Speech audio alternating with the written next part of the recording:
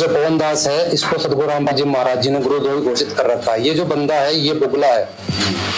परमात्मा कहते तन उजला, परमात्मा कहते तन उजला और मन मैला, बुगला कपटी अंग, तासे तो कौवा भला बाहर भीतर एक ही रंग। यानी जो बुगला होता है उसका ऊपर से तो बहुत वाइट दिखता है, लेकिन उसका मन जो है मैला होता है। लेकिन कौवा जो है बाहर से भी काला अंदर से भी काला, तो लोग उससे सावधान रहते हैं। लेकिन बुगले के जाल में लोग जल्दी फंस जाते हैं, क्योंकि बुगला बाहर से कुछ दिखता है और अंदर से कुछ दिखता है। तो ये पवन दास जो है बिल्कुल वैसा ही है। बाहर से तो पूरा ढोंग करता है सतसेवक का, मैं सतसेवक हूँ, और सतगुरु रामपाल जी महाराज जी के जयकारे लगाते, बंदी छोड़ सतगुरु रामपाल जी भगवान की जय, सारी सृष्टि के रचनार सतगुरु रामपाल जी महाराज। और दूसरी तरफ ये सतगुरु रामपाल जी महाराज जी को जो अपाहिज सिद्ध करने पे लगा हुआ है। इसका कहना है सतगुरु रामपाल जी महाराज जी ने 2014 से लेकर 2024 तक कुछ भी नहीं किया। जो कुछ कर रहा है मैनेजमेंट कर रहा है, उसके परिवार वाले कर रहे हैं, सतगुरु रामपाल जी महाराज कुछ नहीं कर रहे। इस अंधे का कहना है, इस डांगर का, जबकि सतगुरु रामपाल जी महाराज जी ने ही मैनेजमेंट बनाया है और मैनेजमेंट के माध्यम से सतगुरु रामपाल जी महाराज जी सब कुछ कर रहे हैं। और ये जो बंदा है ये मैनेजमेंट पे सवाल खड़ा करता है। मैनेजमेंट पे सवाल खड़ा करने का मतलब है सतगुरु रामपाल जी महाराज जी के ऊपर सवाल खड़ा करना, क्योंकि मैनेजमेंट को सतगुरु रामपाल जी महाराज जी ने बनाया। मैनेजमेंट तो सतगुरु रामपाल जी भगवान ने बनाया है, और ये जो पवन दास है, जो ये कौवा है, ये बगुला है, ये डांगर है, ये खांगर है, ये मैनेजमेंट पे सवाल उठाता है, मैनेजमेंट पे उंगली उठाता है।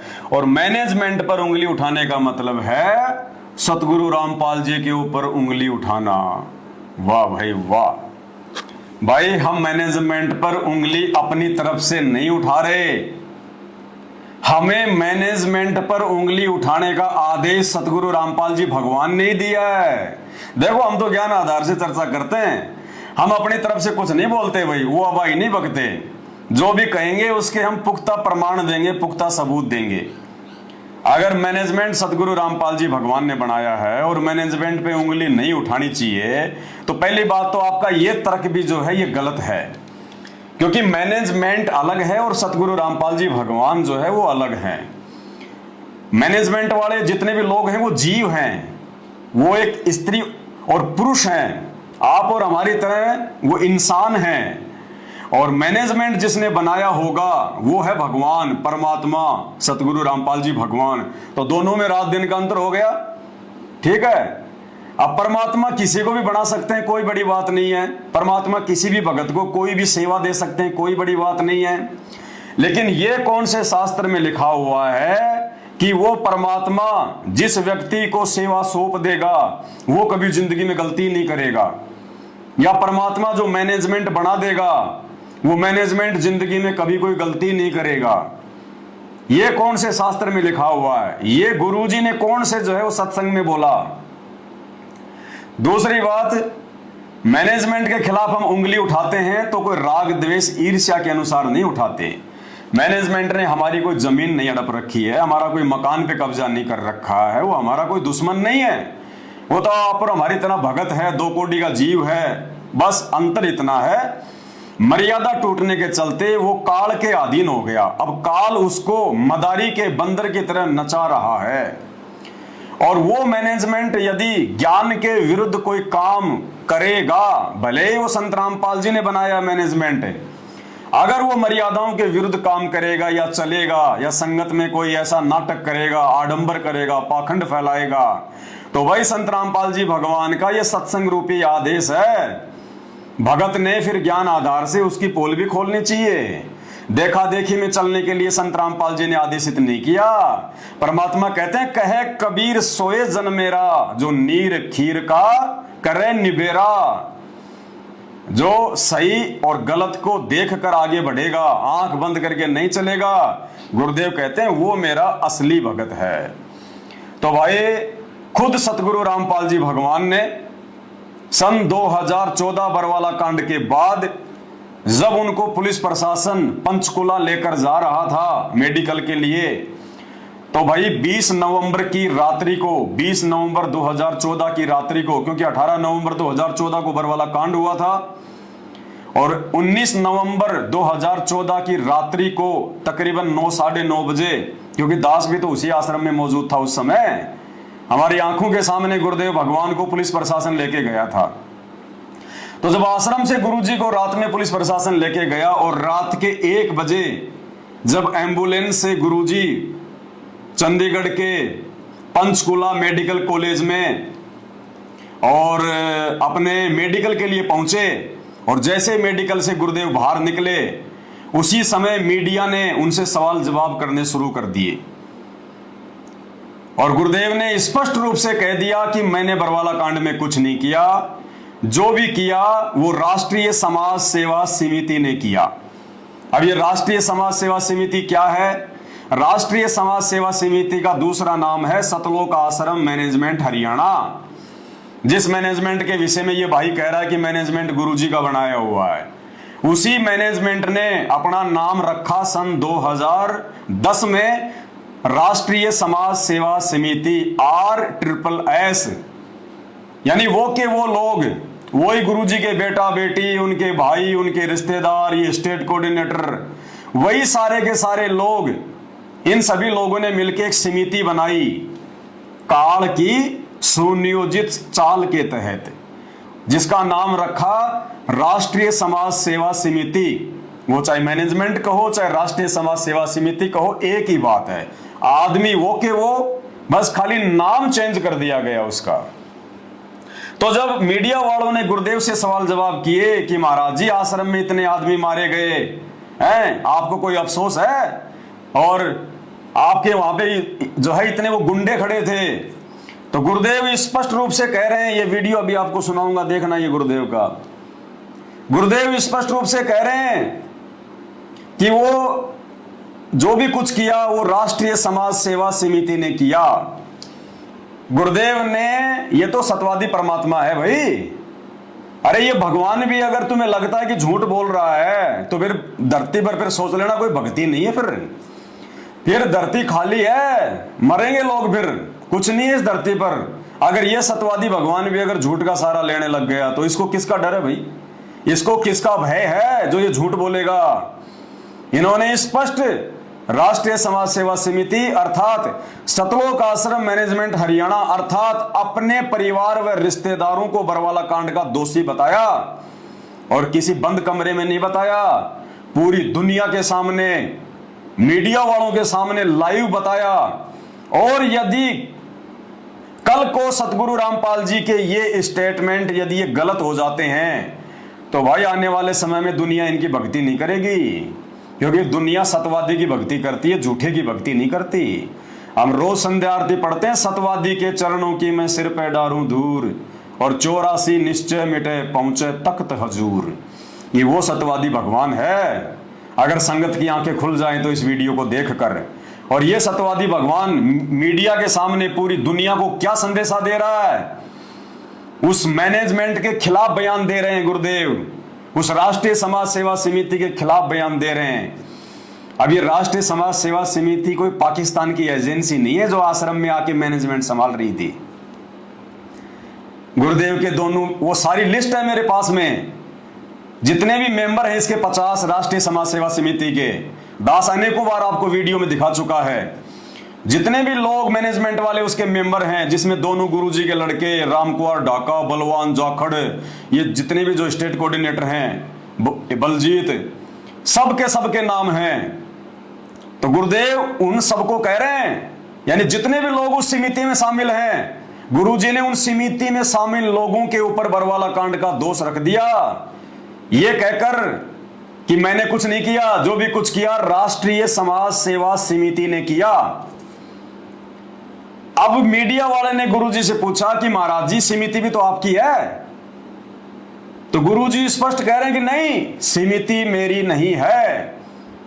इतना अच्छा स्टेटमेंट सतगुरु रामपाल जी भगवान ने, इस अंतर्यामी भगवान ने जेल जाने से पहले दे दिया, वरना भाई किसी को नहीं पता चलता कि बरवाला कांड ये किसने करवा दिया। तो सुनो परमात्मा का ये वचन। इतने इल्जाम है सर, आपके ऊपर इतने इल्जाम झूठे कैसे हैं आपके ऊपर? आपके गुंडे इतने खड़े थे वहाँ पे, हजारों आदमी हरियाणा पुलिस से। मेरे नीचे राष्ट्रीय समाज सेवा समिति नहीं तो आपकी समिति है। अरे आपकी समिति है बाबा, आप अपने आप को संत कहते हैं आप। इस अंतर्यामी भगवान ने, इस सतगुरुदेव भगवान ने, इस सत्यवादी भगवान ने जो कहना था सब कुछ कह दिया। और कहते हैं संत वचन पलटे नहीं चाहे पलट जाए ब्रह्मांड। जो सतगुरु रामपाल जी भगवान ने अपने इस वीडियो में पूरी दुनिया के सामने सतलोक आश्रम मैनेजमेंट को बरवाला कांड का दोषी ठहरा दिया है, ये वचन उनके पलट नहीं सकते। संत वचन पलटे नहीं, पलट जाए ब्रह्मांड। स्पष्ट कह दिया कि बरवाला कांड का मुख्य दोषी राष्ट्रीय समाज सेवा समिति अर्थात मैनेजमेंट है, और मालिक ने वो कसर भी छोड़ निकाल दी। परमात्मा ने मीडिया वाले से ये सवाल भी करवा दिया उसके अंदर ये प्रेरणा करके कि बेटा ये तो पूछ ले कि वो समिति मेरी है कि नहीं है, मैंने बनाई है कि नहीं बनाई है। तो मीडिया वाला बोला महाराज जी समिति भी तो आपकी है। अंतर्यामी गुरुदेव बोलो नहीं भाई मेरी समिति नहीं है, एक बार फिर से सुन लो। आपके ऊपर इतने इल्जाम है सर, आपके ऊपर इतने इल्जाम झूठे कैसे हैं आपके ऊपर? आपके गुंडे इतने खड़े थे वहाँ पे, हजारों आदमी हरियाणा पुलिस से। मेरे नीचे राष्ट्रीय समाज सेवा समिति। नहीं तो आपकी समिति है। अरे आपकी समिति है बाबा।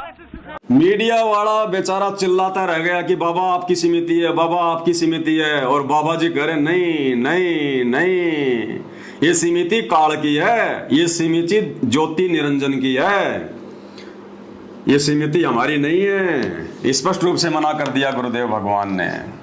भाई और बहनों, आज के इस वीडियो में बहुत सारे नए जो भगत भाई बहन हैं जिनको बरवाला कांड के बारे में कुछ नहीं पता है, जिनको बेचारों को आश्रमों में बुला बुला के ज्योति पाठ दान धर्म के नाम पे लूटा जा रहा है, आज उनकी आंखें खुलेंगी। आज कहते हैं मैनेजमेंट की हर बात माननी पड़ेगी। क्यों? क्योंकि मैनेजमेंट को सतगुरु रामपाल जी महाराज ने बनाया है। भैया हम कोई बाध्य नहीं है मानने के लिए। ये कौन से सत्संग में कहा सतगुरु रामपाल जी भगवान ने कि मैंने ये मैनेजमेंट बना दिया और अब तुम भक्तों ने इस मैनेजमेंट की बात माननी पड़ेगी? अगर मैनेजमेंट की बात माननी है तो फिर सतगुरु रामपाल जी भगवान का मतलब क्या रह गया? फिर सतगुरु रामपाल जी भगवान के सत्संगों का, उनके वचनों का फिर क्या मतलब रह गया? फिर तो जो मैनेजमेंट कहेगा वो ही मानना हमारे को, फिर तो सत्संगों को छोड़ दो। फिर सत्संगों की आवश्यकता क्या पड़ गई? फिर भगवान ने सत्संग क्यों किए अगर मैनेजमेंट की माननी है तो? मैनेजमेंट कल को कहेगा कुएं में पड़ जाओ, हम मूर्ख हैं क्या जो अपने मानव शरीर को हम बर्बाद कर देंगे? तो ये जो आपका जो ये तर्क है ये बहुत ही ओल्ड और ये घटिया तर्क है। बच्चे भी इतनी समझ रखते हैं लेकिन उससे भी नीचे गिरी हुई सोच इस भाई की है।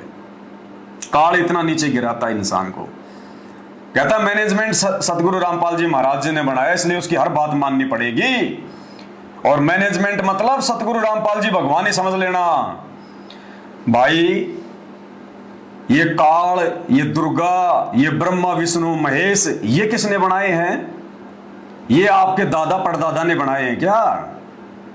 अरे काल को किसने बनाया? सतगुरु रामपाल जी भगवान ने। दुर्गा को किसने बनाया? सतगुरु रामपाल जी भगवान ने। और दुर्गा के विषय में परमात्मा ने क्या कहा? कंठ कमल में बसे अविद्या ज्ञान ध्यान बुद्धि नाश ही। कि जो ये दुर्गा है ये कंठ कमल में निवास करती है और ये भगत के ज्ञान योग को समाप्त करती है, ये दुर्बुद्धि लेके आती है। तो भाई हम दुर्गा की बात मान लें फिर तो हमने दुर्गा की हर बात माननी पड़ेगी, क्योंकि दुर्गा तो श्रीमद् देवी भागवत पुराण के 7वें स्कंद में पेज नंबर 428 पर या 462 पर कह रही है राजा हिमालय को उपदेश देते समय कि राजन और सब बातों को छोड़ दे, ब्रह्म की पूजा कर, काल की पूजा कर। तो फिर तो सभी भक्तों ने दुर्गा की बात मान लेनी चाहिए, क्योंकि दुर्गा को भी तो गुरुजी ने बनाया है, सतगुरु रामपाल जी भगवान ने बनाया है।